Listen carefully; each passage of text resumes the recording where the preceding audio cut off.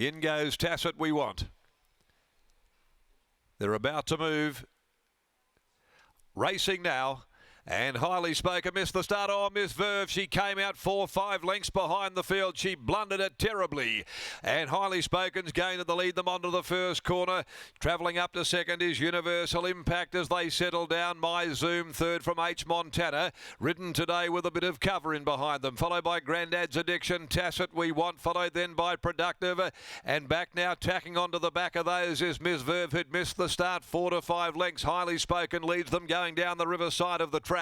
At the 1,000 metres, Highly Spoken, 3/4 Universal Impact. My Zoom down on the rails, travelling third and going a bit keenly. Then came H. Montana. She's parked right behind those fourth and she sits in a lovely spot. Then further back on the rails at the head of the others, Tacit We Want at the 800, being closely followed by Grandad's Addiction. Second last is Productive and Miss Verve is back there a conspicuous last as they'd reached the 650. Highly Spoken slipped a little more rain, drew more than a length clear. Universal Impact. My Zoom's enjoyed a great run.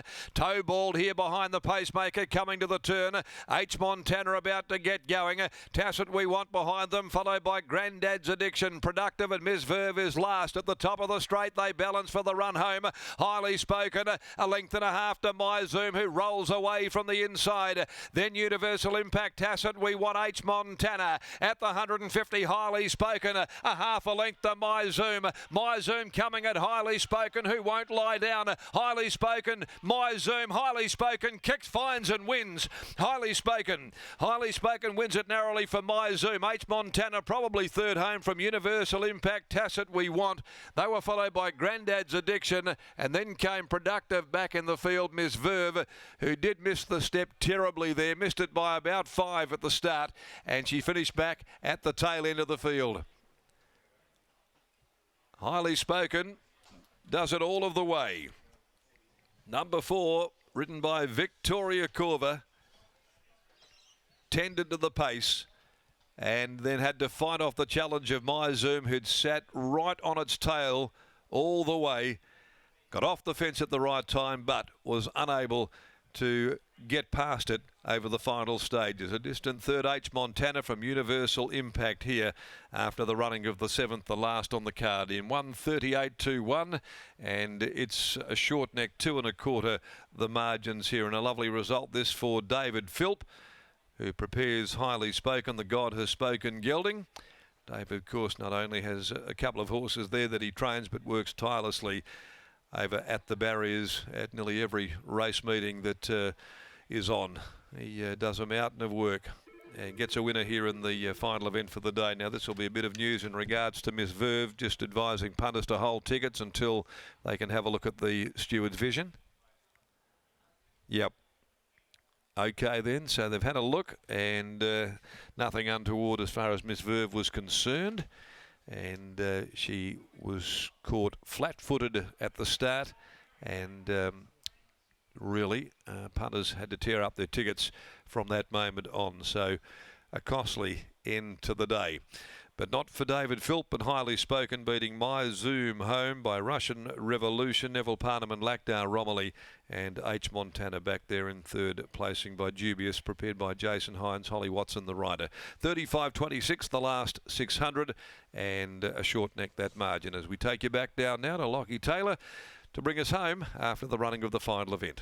Thanks, Darren. Great calling here this afternoon. Highly Spoken leading all the way, Scotty. A popular result here at Ascot on course. David Philp, as Darren touched upon, one of our most popular barrier attendants here in the West. If there's a meeting in WA, chances are that David Philp is there, and he combines with Victoria Corva. Really well rated ride out in front. It certainly was, Lockie, and it was a good thing that Lakdar Romilly actually popped off heels to roll to the outside, because you could see that that leader in the head-on shot there, Highly Spoken, went right back to the inside running rail. So led into the corner and then helped himself to the cutaway as well. In the end, they settled effectively 1-2 and they ran 1-2. They were both through the exact same form reference race behind Sentimental Legend, who is really, really good in the JC Roberts without any cover. And I'm sure for a lot of people, maybe even myself included, will be the on-top selection, not only in the Mel Vista next week, but the WATC Derby in an overall sense as well. So they were beaten 6.5 lengths by him last start. Today, this race was, well, clearly 6.5 lengths, if not more, weaker. A low-key meeting here at Ascot, but I guess two of the highlights from the 7 races. One, the win of Peaceful Ruler.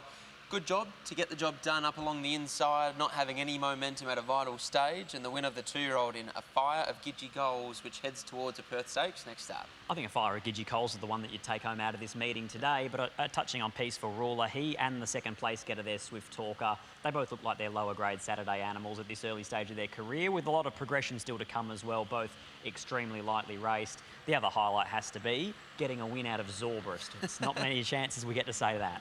Really looking forward to Saturday afternoon on Racing WA TV and racing.com as well. We'll see the Group 1 William Reid at Caulfield on Saturday, and that could play a big part to who comes across for our Quokka 4 weeks later. So looking forward to that. But we have 3 feature races here locally: the Rock Magic, the Supremacy and the Grandstand Cup. Small fields for the 2-year-olds and the Rock Magic, but all 3 features have a certain amount of quality amongst them, and I feel like we're all really looking forward to Saturday afternoon. Well, I think Bonjoy is so good in the Bunbury Stakes that she's going to be hard to go past going to the Grandstand Cup on the weekend. A prolific winner here at Ascot as well is Bonjoy.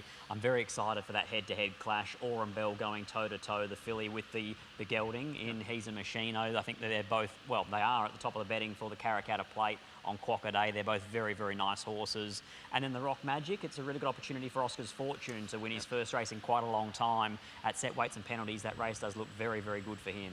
Looking forward to Saturday afternoon, but that's all we have time for on the 7-race program here at Ascot. So it's good night from Scotty and I.